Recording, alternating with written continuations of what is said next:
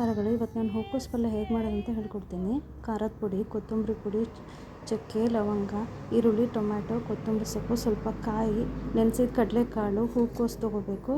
ಇದನ್ನೆಲ್ಲ ಮಿಕ್ಸಿ ಹಾಕ್ಕೋಬೇಕು. ಬಾಣಲಿ ಇಟ್ಟು ಬಾಣಲಿಗೆ ಒಂದು 4 ಸ್ಪೂನ್ ಎಣ್ಣೆಯನ್ನು ಹಾಕ್ಕೊಂಡು, ಈರುಳ್ಳಿ ಹಾಕ್ಕೊಂಡು, ಟೊಮ್ಯಾಟೊ ಹಾಕ್ಕೊಂಡು ಅದನ್ನು ಸ್ವಲ್ಪ ಚೆನ್ನಾಗಿ ಹುರಿಯೋ ರೀತಿ ಚೆನ್ನಾಗಿ ತಿರುಗಿಸ್ಬೇಕು. ಇದೇ ಸಮಯದಲ್ಲಿ ಒಂದು ಸ್ವಲ್ಪ ರುಚಿಗೆ ತಕ್ಕಷ್ಟು ಉಪ್ಪನ್ನು ಹಾಕಿ ಆದರೆ ಬೇಗ ಈರುಳ್ಳಿ ಏನಾಗುತ್ತೆ, ಸಾಫ್ಟ್ ಆಗುತ್ತೆ.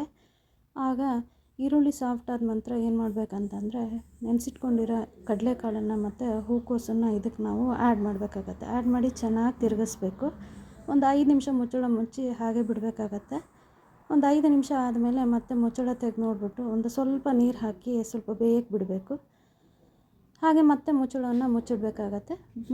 ಆಮೇಲೆ ರುಬ್ಬಿರೋ ಖಾರ ಇದೆಯಲ್ಲ, ಅದನ್ನು ಇದೇ ಮಸಾಲೆಗೆ ನಾವು ರೆಡಿ ಮಾಡ್ಕೊಂಡಿರೋ ಹೂಕೋಸಿಗೆ ಮಸಾಲೆನ ಹಾಕ್ಕೋಬೇಕು. ರುಚಿಗೆ ತಕ್ಕಷ್ಟು ಸ್ವಲ್ಪ ಉಪ್ಪನ್ನು ನೋಡ್ಕೊಂಡು ಹಾಕ್ಕೊಳ್ಳಿ. ಆಮೇಲೆ ಕುದಿಯೋಕ್ಕೆ ಬಿಟ್ಬಿಡಬೇಕು. ಚೆನ್ನಾಗಿ ಕುದ್ಬಿಟ್ಟು ಒಂದು 2 ನಿಮಿಷದಲ್ಲಿ ಕುದಿ ಬರುತ್ತೆ.